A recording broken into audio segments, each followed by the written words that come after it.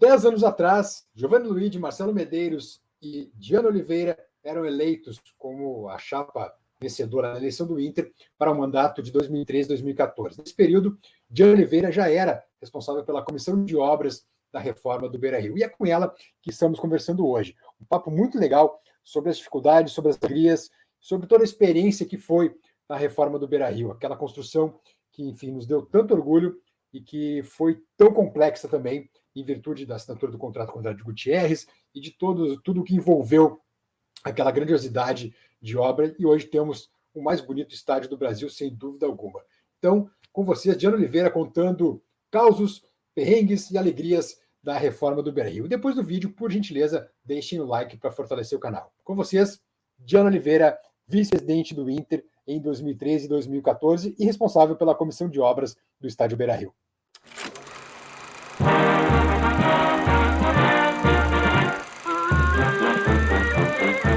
Memória Gigante hoje, como eu falei para vocês antes, é muito especial. Por quê? Porque temos aqui a arquiteta Diana Oliveira, uma mulher que fez história no Inter. 10 anos atrás, apesar de ser super jovem ainda, a Diana foi a primeira mulher eleita vice-presidente do clube. E, não bastasse isso, assumiu um trabalho quase hercúleo, que foi a reforma, a reconstrução do Beira-Rio. Diana, muito bem-vinda, muito obrigado pela gentileza de nos atender. 10 anos depois, Diana, valeu a pena tudo aquilo? Claro, sempre vale, né? Tem memórias incríveis, grandes aprendizados, foi uma experiência única, intensa, mas única.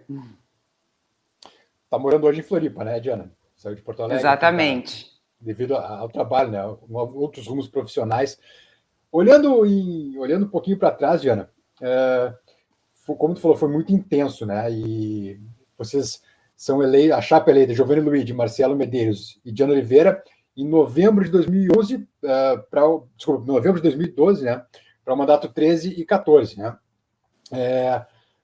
Mas já havia todo aquele trabalho no Beira-Rio sendo feito, né? Enfim, a gente sabe que obras começaram na gestão Pífero ainda, né? Ou melhor, a mando do Pífero mandou quebrar a Social quando ele estava disputando o Mundial. Aí depois tem a eleição, o Giovanni ganha a eleição do Afatato, daí aí a obra para, e tem a negociação com o Andrade Gutierrez. Foram dias muito tensos também para vocês, né? Com certeza, foram dias bastante intensos, foram anos, na verdade, né? Porque o ano de 2011 foi já bastante desgastante, foi o ano que nós fizemos toda a negociação do modelo de contrato, né? A seleção da parceira, a definição do modelo de negócio por parceria estratégica. Então, de 2010 a 2014 foram 4 anos muito puxados. Diana, apesar de dias intensos, ou talvez até por isso, né? Muito em virtude, talvez, de uma pressão da FIFA pela assinatura de um parceiro, pela paralisação das obras por 260 dias, se não me engano. Isso também foi um elemento estressante para todos vocês que estavam no processo, né? Tremendamente estressante. Houve um processo que já foi muito tenso dentro do clube para fazer a mudança do modelo de negócio, que tinha primeiro como ideia recursos próprios, então em algum momento se tornou inviável e houve então essa transição para um modelo de parceria estratégica. Esse movimento já foi bastante estressante para o ambiente do clube. E depois de conseguir então equalizar essa parte contratual, digamos, ou de modelo de negócio, nós ainda tivemos toda uma parte de uma parcela de período assim de negociação com parceira. E com pressão da FIFA, com pressão de prazo, a pressão de cumprir um cronograma para ser uma das sedes da Copa do Mundo no Brasil, certamente assim foram dias bem difíceis. E quando a gente conseguiu assinar o contrato e enfim, determinar como seria a nossa jornada de reformulação do Beira-Rio, começava uma nova jornada super estressante, que foi viabilizar 150 mil metros quadrados de obra em 24 meses. Então, em nenhum momento, não teve nenhum dia fácil. Imagino. E isso, bom, para quem não é do meio, já parece um número grandioso, né? Imagino para quem trabalha com isso, seja algo assim como, sei lá, trabalhar praticamente 24 horas por dia. 24 horas por dia, 7 dias por semana, 360 loucura, dias. Né? Foi super intenso mesmo, é uma experiência que não tem como prever. Eu não poderia imaginar que pudesse. Acho que ninguém que se envolveu intensamente na reformulação do Beira-Rio poderia imaginar a dimensão assim do processo, porque são muitas interfaces, eram muitos interesses, alguns conflitantes, e conseguir gerenciar todas essas frentes foi uma tarefa que, assim, hoje eu penso, nossa, não sei como é que a gente aguentou. Mas conseguimos, e dá muito orgulho, é muita felicidade ver a realidade do Beira-Rio hoje, que é um cartão postal da cidade de Porto Alegre. Sem dúvida. Foi uma sede belíssima da Copa, então nos deixa muito orgulhosos de uma jornada que teve um empenho assim sobre-humano. Agora, voltando um pouquinho no início da tua resposta, e tu lembrou bem que era um modelo que estava previsto de ser diferente. E aí eu acho que o presidente Luiz conduziu muito bem esse processo, né? Porque, Diana, vamos combinar, se o Inter insistisse naquela ideia do ex-presidente Vitor Pífero de fazer por conta própria, hoje talvez o clube estivesse falido, né? E sem estádio. Exatamente. Não tinha condições de fazer nesse modelo assim, de recursos próprios, porque o fluxo financeiro de uma obra dessa dimensão exige muito caixa, exige uma disponibilidade de aporte financeiro imediata e grande, em grandes parcelas. E o modelo por recursos próprios não tinha como dispor dessa necessidade, ainda que a conta pudesse se fazer, que vendendo as suítes ou camarotes, as áreas VIPs, a velocidade de venda não cumpriria a demanda da velocidade do cronograma da obra. Então, não era viável. E mais tarde, né, eu até assim, Leandro, eu tento evitar um pouco de sempre trazer o nome do Vitório como o relacionado à desgraça do rebaixamento, porque eu acho que é muito fácil colocar tudo em cima de uma pessoa. Foi um grupo de pessoas, foi uma gestão que foi desastrosa em 2016. Resumir isso no nome de uma pessoa porque ele era a maior liderança, eu acho um pouco, sei lá, me soa, quem sabe, um pouco covarde. É um grupo de pessoas. Mas aquele grupo de pessoas que tinha aquela intenção de fazer por recursos próprios, mais tarde se mostrou muito pouco eficiente e assim, fez uma condução desastrosa quando recebeu o estádio pronto. O Inter em condições de fazer campanhas incríveis, de voar baixo, de dar de braçada. E a história de 2016 todo mundo sabe qual foi, né? Então a gente começou em 2010, 11, a construir algo que fosse mais sólido para o clube, né? E abaixo de muita crítica, né, Leandro? Muita crítica. Eu recordo ainda assim que 2 anos da minha vida coloradística de trabalhar como dirigente, os 2 primeiros foram muito cruéis, assim, o ano de 2012 e o de 2013 também, a gente conviveu não só com esse ar de desconfiança externo. Internamente no clube, o projeto do Beira-Rio era massacrado. Tinha uma frente que questionava muito o fato de reformar, que tinha em mente que um estádio bom é um estádio novo e que o Beira-Rio não teria condições de oferecer instalações que pudessem se equiparar a um estádio novo, leia-se o estádio do maior rival. E esse tipo de leitura é uma leitura simplória, equivocada, até ignorante. Falta de conhecimento sobre projetos e, inclusive, sobre demandas de sustentabilidade, porque um equipamento urbano de grande porte, a gente sempre primeiro olha se não é, a gente primeiro sempre analisa se não é melhor reformá-lo do que produzir toneladas de resíduos. Então, sobre todos os aspectos, o Beira-Rio tinha um projeto consistente, a gente sabia disso, mas a gente convivia com muita crítica, com muita desconfiança, e foi a confiança, a nossa própria confiança no trabalho que estava sendo feito, que nos fez construir passo a passo o que é o Beira-Rio hoje. Mas quem viveu a era 2011, 12, 13 sabe muito bem como foi difícil a gente sustentar o nosso objetivo. Foi com muita valentia mesmo. Essa repulsa interna, de certa forma, Diana, ela perdurou até 2013, pelo que eu entendi, é isso? de algumas pessoas. Foi quando a Arena foi inaugurada. Quando a Arena fim foi de 12, inaugurada. Né? Fim de 12, então. Exatamente, final de 2012. Mas 2013 ainda... Perdão. Não, por favor, conclua, por gentileza. Não, é que 2013 ainda foi complicado, porque incidiram outras pautas, né? A questão das estruturas temporárias. Aí, quando houve um entendimento básico de que os estádios poderiam ser equivalentes em qualidade e que existiam problemas, porque parece que a gente só presta atenção naquilo que está valendo para nós quando a gente enxerga o problema no outro, né? Sim. É uma dinâmica da dupla Grenal que é um pouco ruim, digamos, né? E quando o pessoal começou a entender, esse projeto aqui não é um projeto ruim, né? Dado que os problemas no outro começaram a aparecer, a gente ainda enfrentou todo aquele ano de 2013 com questões relacionadas à FIFA. O pessoal começou a entender, assim mesmo, a grandiosidade e assimilar o que era a dimensão do projeto do Beira-Rio, quando nós começamos a instalar os módulos da cobertura. Ali eu senti que o pessoal, agora vocês estão entendendo o que é o novo Beira-Rio. Antes desse momento foi sempre difícil. Porque até então tinha uma ideia de algumas pessoas de que mesmo depois de assinada a parceria com o Andrade Gutierrez, que se demolisse o Beira-Rio e se reconstruísse do zero. Isso?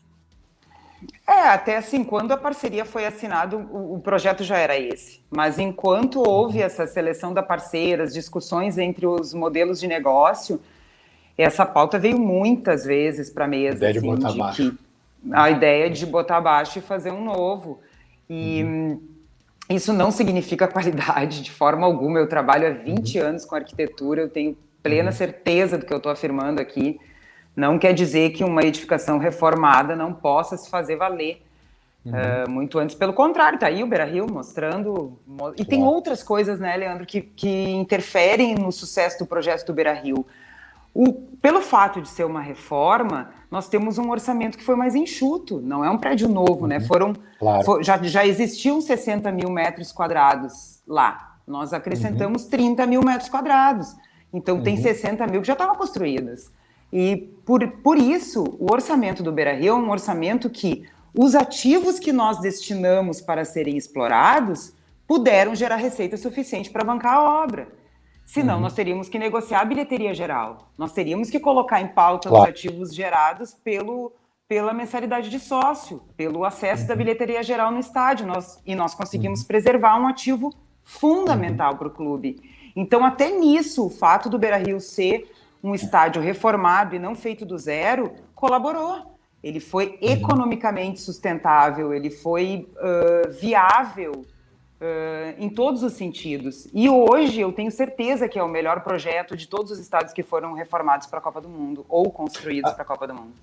Porque é aquela questão, né, Diana? A gente olha o Beira-Rio e a gente sabe que é o Beira-Rio, né? Quando a câmera abre, quando a imagem começam as transmissões ao vivo do jogo, tu sabe que é o Beira-Rio. Por exemplo, tu pega o Maracanã e Mineirão, tu não sabe qual é qual, às vezes, né? Porque ficou igual, ficou uma coisa meio, né, sem personalidade. O Beira-Rio não, né? O Beira-Rio tu sabe que ali é o estádio internacional pelo projeto, pela forma do campo, enfim, pela forma da arquibancada, e isso eu acho muito, muito importante. Ficou o estádio, ou melhor, seguiu um estádio com muita personalidade, né? Exatamente, tem muita personalidade, é muito autêntico o projeto, né? Essa identificação de imagem, assim, a marca do Beira-Rio, da imagem do Beira-Rio é muito forte para a torcida se orgulha, né? E é uma arquitetura bonita, ele tem uma grandiosidade na proporção dos módulos da cobertura, isso gera muito impacto. E além dessa ótica arquitetônica, digamos, o fato da gente ter negociado as áreas, os ativos que foram negociados para exploração, a grande maioria deles foram áreas construídas pela reforma. Ou seja, a parceira construiu grande parte dos ativos que veio a explorar. Então, se esse não é um projeto mais equilibrado que possa existir, eu não sei qual é, né? Não, e outra coisa, né, Diana, se tu pensar, puxa vida, daqui a 2 anos... parece que o tempo voa, né? Daqui a 2 anos fecham 10 anos já da inauguração do Beira-Rio, né? e bota mais 10, 2034, o Beira-Rio fica todo do Inter, né? Todas as áreas voltam para o domínio do Inter, né? Não mais também a parceira que eu tenho um direito de explorar por 20 anos.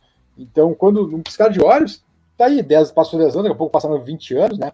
E tudo volta a ser o domínio do clube, né? Além do que, né, Diana, ser uma área privilegiadíssima na cidade, né? Puxa vida, não tem comparação. Tu estar no Beira-Rio, agora com a orla reformada, com a possibilidade daqui a pouco de uma marina, de outras questões ali que pode fazer no entorno e eventualmente serão feitas, comparar, por exemplo, com o estádio do Grêmio, que foi parar quase no limite da cidade e no local que tu não tem muita expansão, tu não tem muito o que fazer também, né?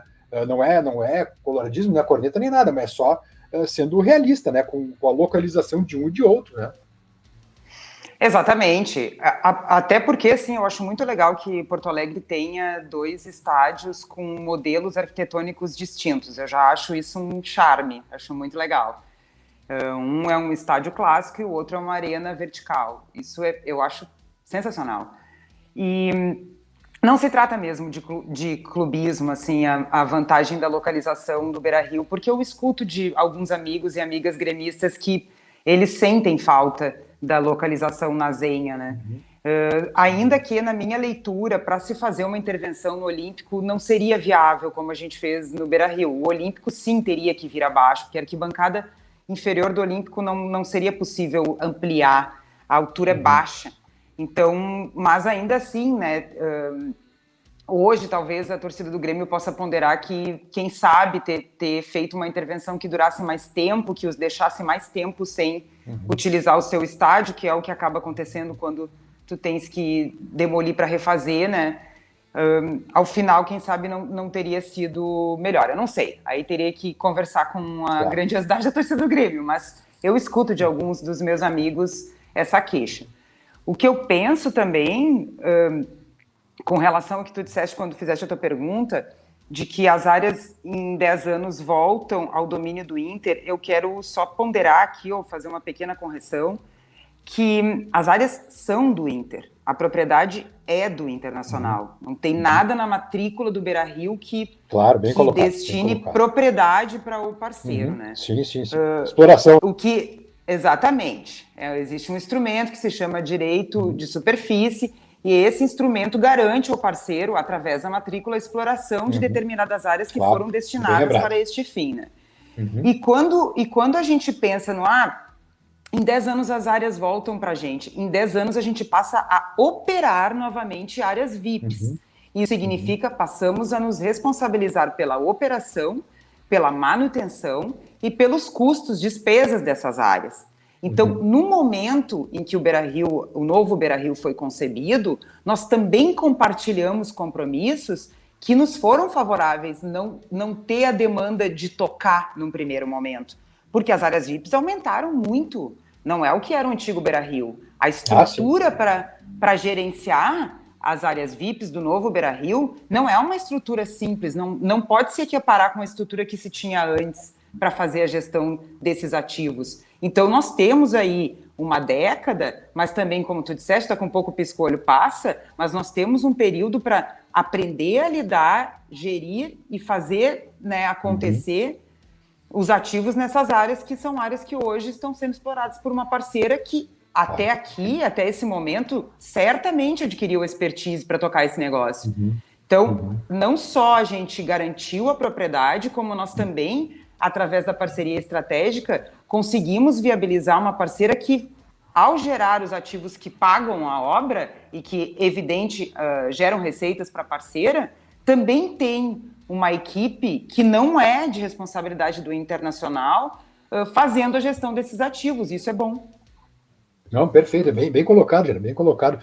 O que eu ia te comentar também, chama atenção que, e talvez por toda a energia colocada nesse processo, né, e pelas dificuldades que realmente foram esse período todo de construção, de comandar a obra, de contratar, de arrumar parceria.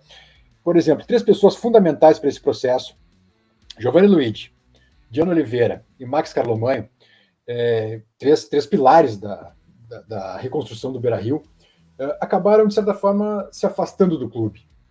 Isso foi, Diana, devido, enfim, a questões profissionais, a vida acabou levando para esse lado, ou realmente porque foi um desgaste muito grande naquela época? Duas coisas.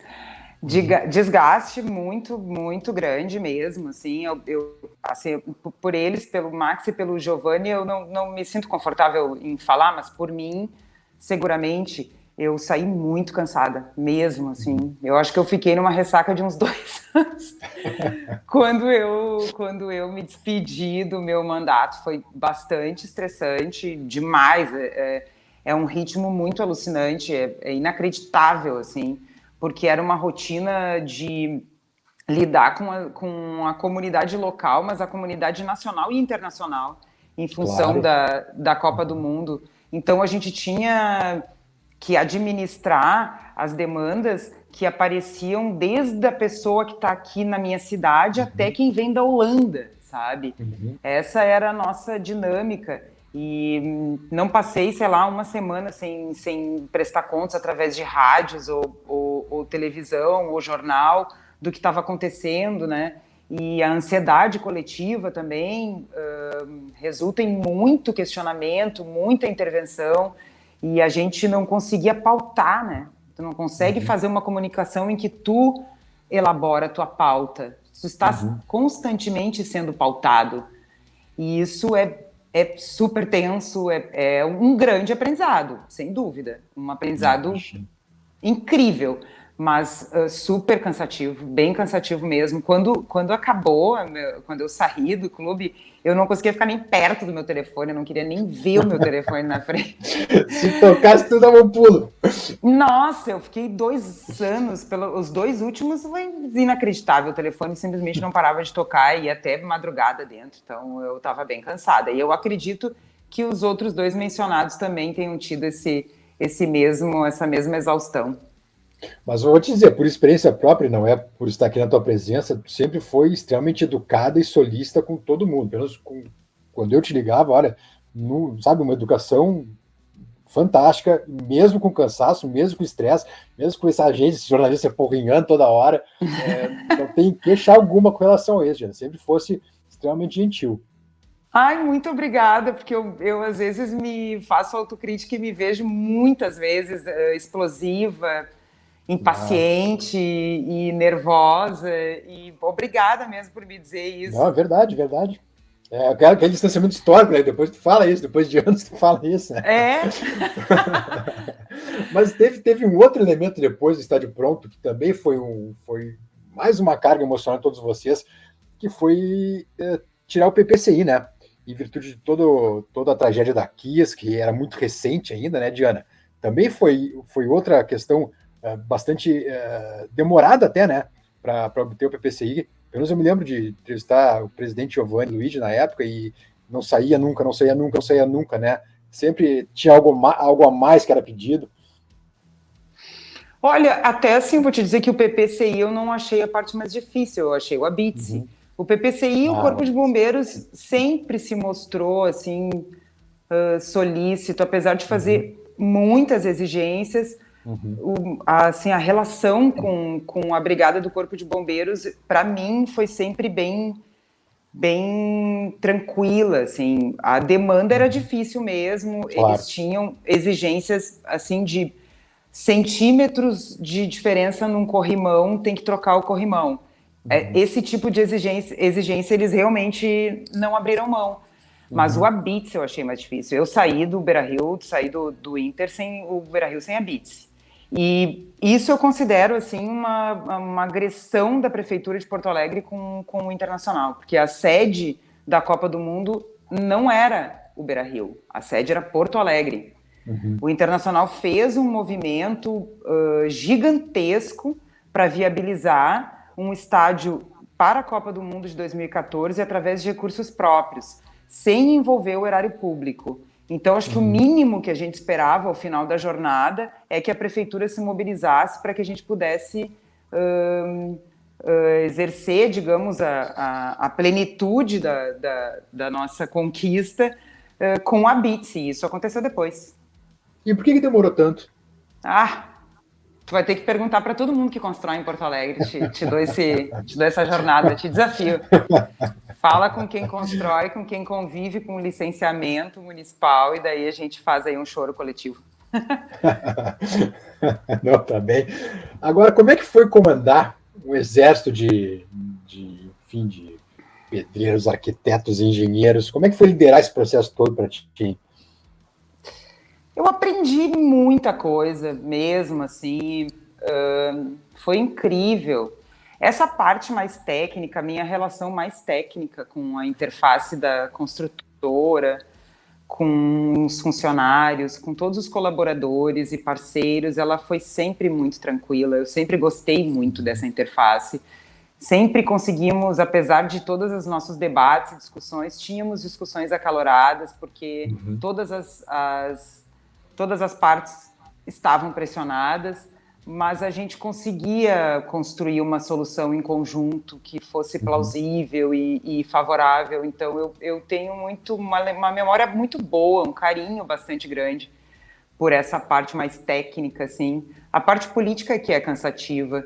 E a disputa interna, assim, no clube também, essa briga com relação ao modelo de negócio, ela se estendeu durante a execução da reforma.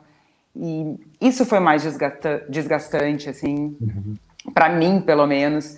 E também, assim, tem aquele sentimento um pouco de que quem está atuando parece que não consegue muito contar com quem não está lidando diretamente com aquilo, porque a pessoa que não está lidando diretamente quer estar lidando diretamente. Imagino. Então, muitas vezes tu te sente sozinho. Eu me sentia sozinha em muitos momentos, assim, porque é uma dificuldade conseguir confiar. Essa é a parte mais difícil. A parte do desafio técnico, que foi onde eu aprendi muita coisa, assim, demais, foi incrível, ela era tremendamente desafiadora. Mas eu encontrava uma forma de trabalhar que era um pouco mais tranquila dentro daquela realidade. Diana, talvez uma pergunta mais para, talvez não tanto para arquiteta, não tanto para responsável pela comissão de obras, mas talvez um pouco mais para vice-presidente eleita. É viável o Beira-Rio ter ingressos populares, ingressos mais baratos, ou isso é apenas uma ilusão, enfim, que a gente fala de tem que baratear para deixar pessoas mais simples, com menos recursos também irem ao estádio? E isso é uma ilusão ou é viável ter um ingresso mais barato no Beira-Rio?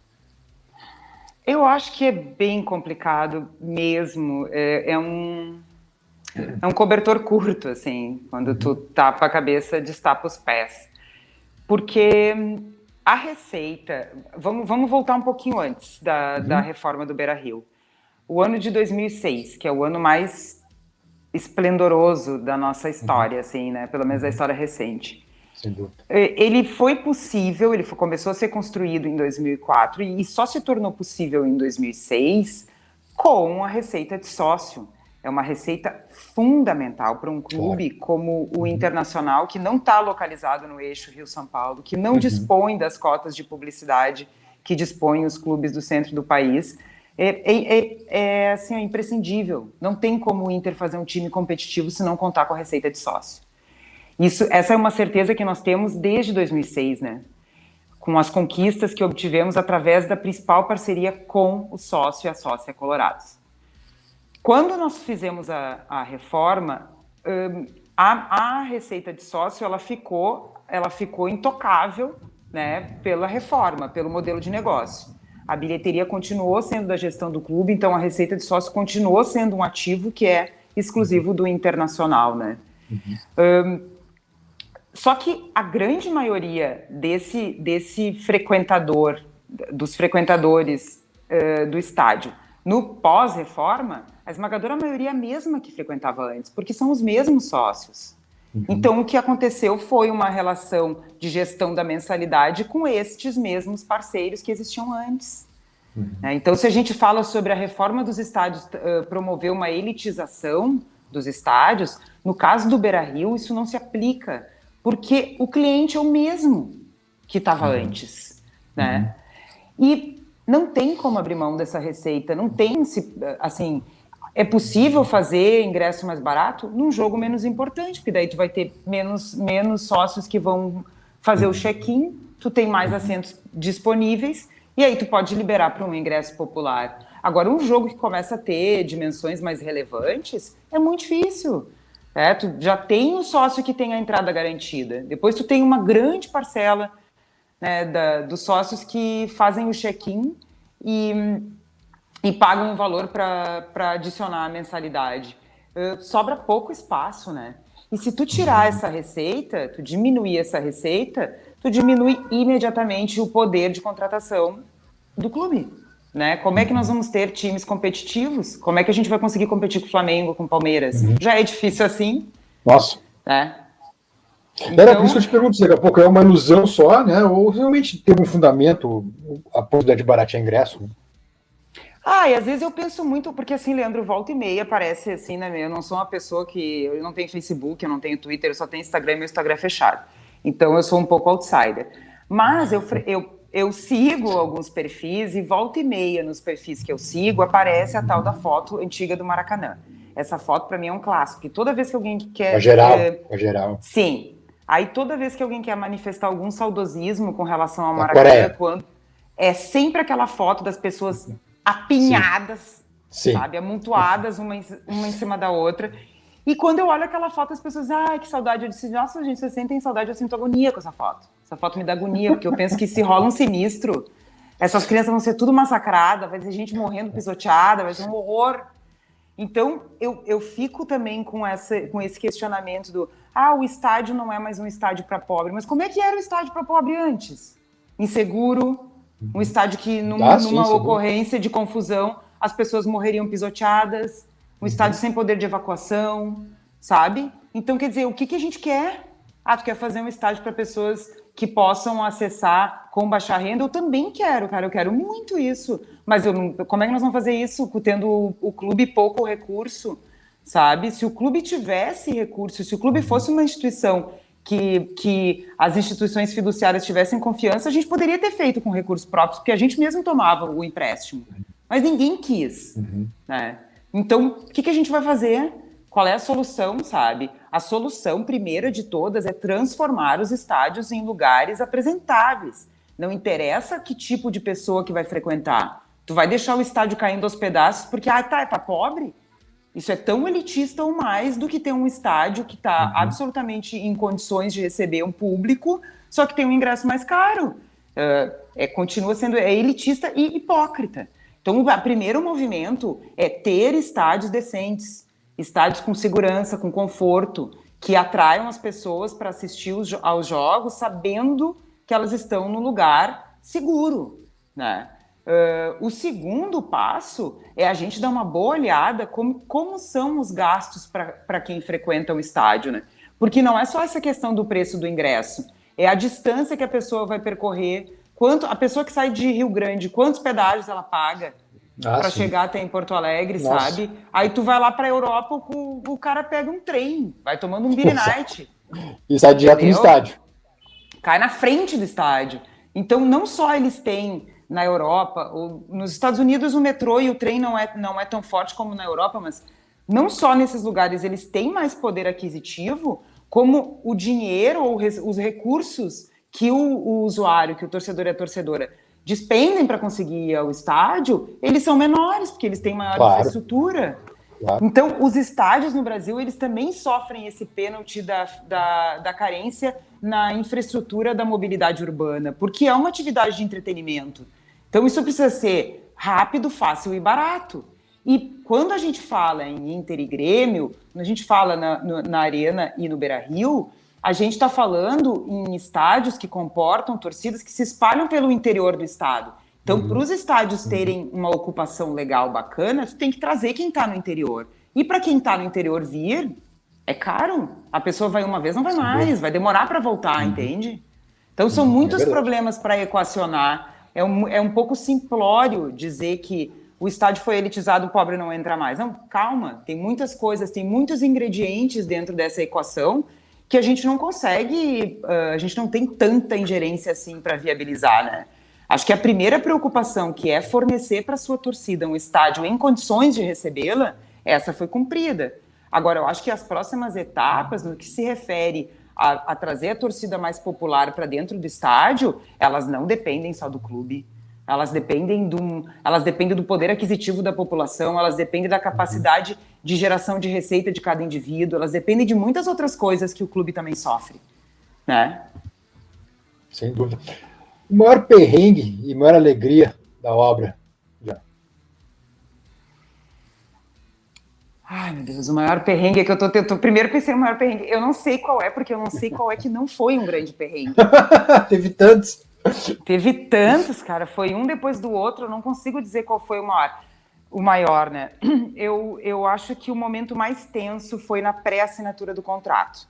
Porque ali nós não tínhamos ainda certeza de que o nosso projeto se viabilizaria de fato. Eu acho que ali nós vivemos os momentos mais tensos, assim. Quando a gente assinou o contrato, pelo menos nós tínhamos a certeza de que tínhamos uma parceira, de que a reforma aconteceria e de que teríamos lá, ao fim de 2014, um estádio completamente reformado e sede da Copa do Mundo. Então, eu acho que esse talvez tenha sido o momento mais tenso, assim. A minha maior alegria é o dia da instalação do primeiro módulo da cobertura. E esse dia foi muito legal, porque um dia antes houve um teste. A construtora fez um teste e tal. E o Lúcio, que era o gestor da obra, ele estava um pouco tenso, um pouco nervoso. Eu me ausentei por 5, 10 minutos do que estava acontecendo e o pessoal da comunicação do Inter se entusiasmou e publicou uma imagem. Só que eles estavam fazendo um teste, era um dia que ventava muito. Ele não queria instalar ainda, ele só queria içar e ver como aquele módulo se comportava. Mas aquele módulo balançou para dedéu e ele ficou nervosíssimo, que a gente já estava divulgando uma imagem que para ele não era confortável, porque não transmitia segurança completa para executar aquela frente. Ele me ligou nervosíssimo, ele me disse: Diana, quer acabar com a minha carreira. E aí, calma, Lúcia. Calma, deixa eu ver o que tá acontecendo. E aí, assim, ó, enquanto eu tava falando com ele, meu telefone já tava pip, que já era o Alexandre Correia, o assessor de comunicação da presidência. Daí eu desligo o telefone e atendo. Ele disse: não, eu já sei, Diana, que ele tá nervoso, eu já tirei do ar. Tá tranquilo. Aí eu liguei para ele de volta: Lúcio, relaxa, saiu do ar, vai dar tudo certo, vai dar tudo certo. Aí, no dia seguinte, ele ficou, assim, quem sabe, um pouco constrangido, porque ele elevou um pouco o tom de voz, mas eu entendi completamente, porque isso já aconteceu de forma inversa entre nós. E aí ele veio com o Roberto, que era o segundo na hierarquia da obra, assim, era o Lúcio e o Roberto. Eu tinha o hábito de chamá-los carinhosamente de o Pink e o Floyd. E aí eles vieram, os dois me convidar. Não, a gente veio aqui te convidar pessoalmente, que a gente quer que tu assista junto conosco, que nós estejamos todos juntos para assistir a colocação do primeiro módulo, porque isso aqui daqui para frente vai ser diferente, vai ser grandioso e a gente quer estar todo mundo junto. Eu, que legal e tal. Aí fomos, e estava toda a minha equipe, toda a equipe deles, a equipe de gerenciamento, os arquitetos do projeto, tava todas as pessoas que tecnicamente tiveram a maior contribuição para o novo Beira-Rio estavam presentes, assim, próximas desse acontecimento. E esse foi um momento, assim, dos poucos que eu tive uma sensação de plenitude absoluta, assim, sem nenhum receio, sem nada para me preocupar. Pode dormir em paz, assim, legal. Nenhuma tucanação de esse dia, esta noite eu pude, só essa. Diana Oliveira, muito obrigado, Diana. Poxa vida, é sempre legal falar contigo. E quem sabe, né, em 2034, né, quando o Inter tiver o gerenciamento de todo o Beira-Rio, não sejas tu a presidente, né? Isso me envaidece muito, mas eu acho bem difícil. Eu sinto que eu toda vez que alguém me fala, me chama de presidenta, às vezes tem algum colorado que me encontra na rua e me chama de presidenta. Eu agradeço com o maior carinho, assim, nossa, muito carinho mesmo. Eu fico bem comovida, acho lindo, assim, é para isso que a gente entrega a alma, a vida, dá um mergulho profundo, bota o coração e tudo que tem de melhor seu na jornada, é para receber esse carinho depois, isso é demais. Eu fico super envaidecida, fico honrada, fico com o ego muito massageado. Mas eu acho bem difícil, porque eu também entendo que eu cumpri a minha missão, assim, entendo que foi super difícil, foi tão tenso e sinto orgulho da minha jornada, mas também vejo assim, não sei se eu faria de novo. Hoje tendo conhecimento do que é, assim. Mas o mundo dá voltas, né? Quem sabe? Mas, Diana, muito obrigado pela presença mesmo. Olha, que ótimas histórias, fantásticas. Acho que é um bom momento a gente recordar, né? Porque tá, afinal de contas, fazendo 10 anos aí da eleição e que foi um passo muito importante para a história do clube como um todo. Muito obrigada. Eu agradeço muito pelo convite. Uma alegria falar contigo. Eu tenho sempre muita satisfação em falar sobre o Beira-Rio, em contar histórias sobre essa jornada. É um momento tão lindo da minha vida e tenho muito orgulho. Agradeço demais o apoio da torcida colorada, a todos e todas que caminharam junto, à minha frente, ao meu lado, atrás de mim, quem esteve caminhando em direção ao sucesso do Beira-Rio, quem se dedicou e se dedica ao Inter de coração. Eu só tenho a agradecer, eu sou muito feliz por ter construído a minha história e adoro falar sobre ela. E muito obrigada pelo convite, é sempre uma alegria falar contigo, Leandro. Eu estou sempre à tua disposição, só chamar. Porta sempre aberta. Muito obrigado, Jana. Muito obrigado mesmo. Eu que agradeço. Beijão. Tchau, tchau.